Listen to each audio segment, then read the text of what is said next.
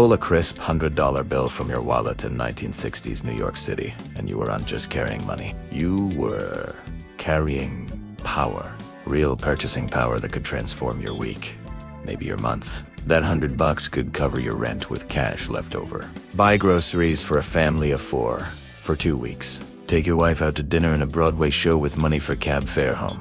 Today, that same $100 barely covers dinner for 2 at a decent restaurant before tip. The gap between then and now isn't just inflation. It is the complete restructuring of what money means and what it can buy in the greatest city in the world. According to inflation calculators, $100 in 1960 equals approximately $1,095 in 2025 dollars. But what you could actually buy with $100 in 1960s NYC far exceeded what $1,095 buys today. The average worker in 1960 made about $5,000 per year. That $100 bill represented 2% of annual income.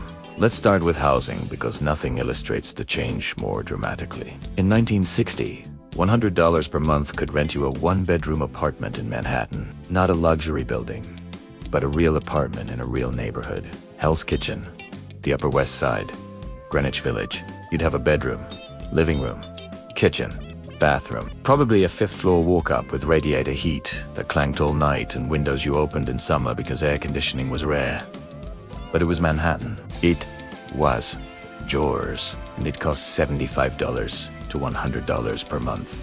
That same $100 in 1960 represented your entire monthly rent with money left over for utilities. Today, $100 won't cover a single night in a cheap hotel in Manhattan. The average 1-bedroom apartment in Manhattan costs $4,500 per month in 2025. Do you need $4,500 bills to cover 1 month's rent? The apartment your grandparents rented for $100 now goes for 50 times that amount. Yet wages only increased 14 times. That gap explains why young people couldn't afford to live in Manhattan anymore while their grandparents could on factory wages. Transportation costs reveal similar disparities. In 1960, the subway cost 15 cents per ride. That $100 bill could buy 666 subway rides. If you rode the subway twice daily for work, that's 333 days of commuting. Nearly a full year of getting anywhere in the city for $100 today. A subway ride costs $2.90.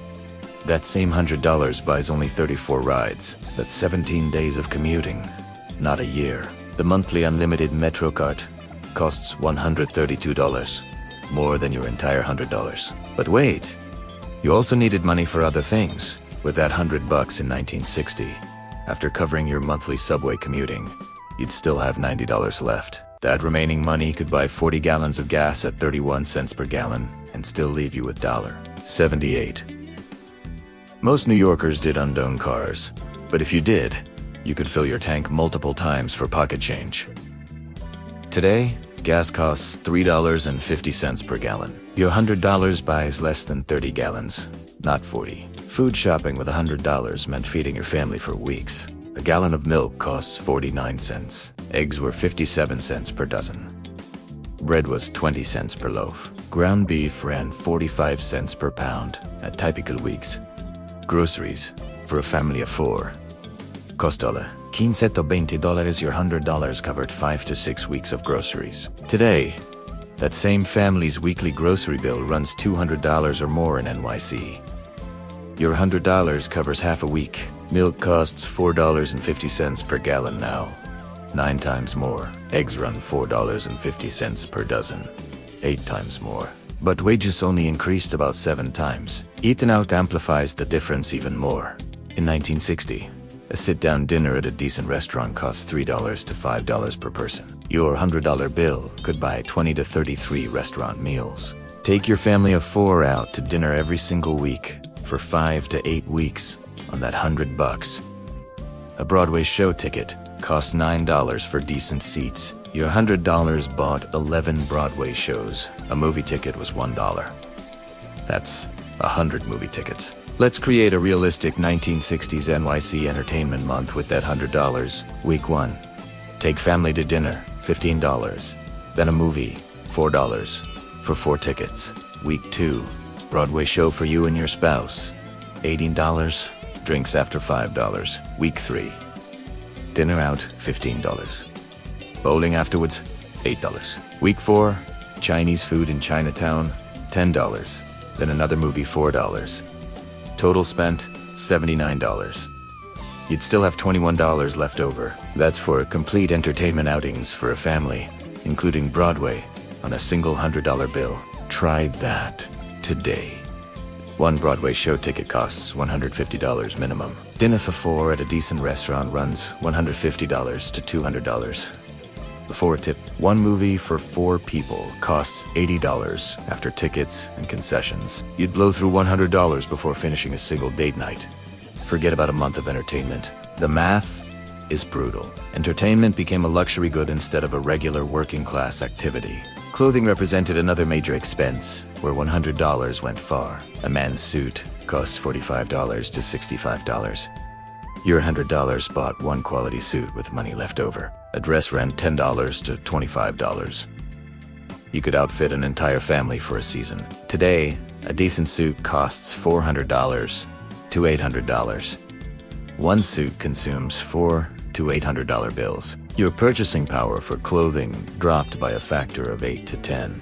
Healthcare shows the most obscene cost explosion. A doctor's visit in 1960 cost $5. Your $100 bought 20 doctor visits. Hospital stays ran $15 to $25 per day. A typical 3-day stay for something like appendicitis costs $75. Your $100 bill covered it entirely. Today, that same doctor's visit costs $200 without insurance. Your $100 doesn't cover half of one visit. A 3-day hospital stay? Let's imagine a realistic week for a working-class New Yorker in 1960 spending that $100. Monday, subway, to work and back.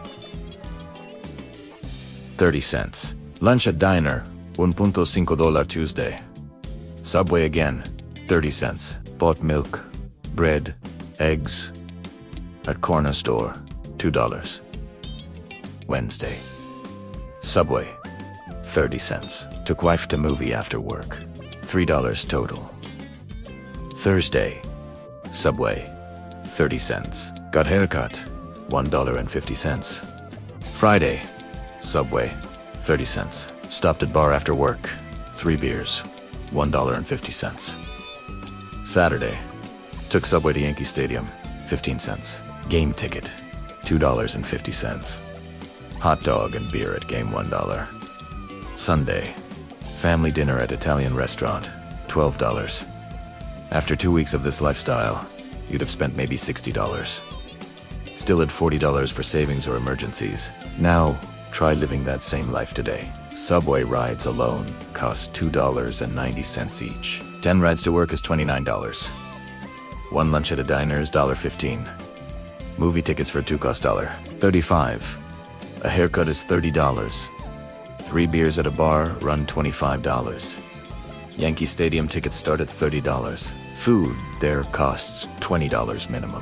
Family dinner at an Italian restaurant costs $100. You'd burn through $100 in 2 days, not 2 weeks. The lifestyle that working class people took for granted in 1960 is mathematically impossible today without 6-figure income. The 1970s fiscal crisis changed everything. When New York nearly went bankrupt in 1975, costs started climbing faster than inflation.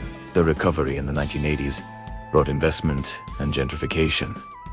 Rents skyrocketed. The affordable city became expensive, then unaffordable. Each decade saw costs increasing while wages stagnated. What $100 represented in purchasing power shrank continuously until it became almost meaningless. Today, $100 in NYC is gone before you realize you spent it. Dinner for 2, tip included, at a mid-range restaurant. Half a month's subway pass. 1/3 of a Broadway show ticket. 1/50th of monthly rent. One doctor's visit if you're lucky. The number 100 stays the same. But what it can buy collapsed. Your grandparents lived full lives on modest incomes because their money stretched further. Not because things were cheaper in absolute terms, but because costs stayed proportional to wages. Today, housing costs 40 to 50 times more, while wages increased only 7 to 10 times. That gap created modern unaffordability.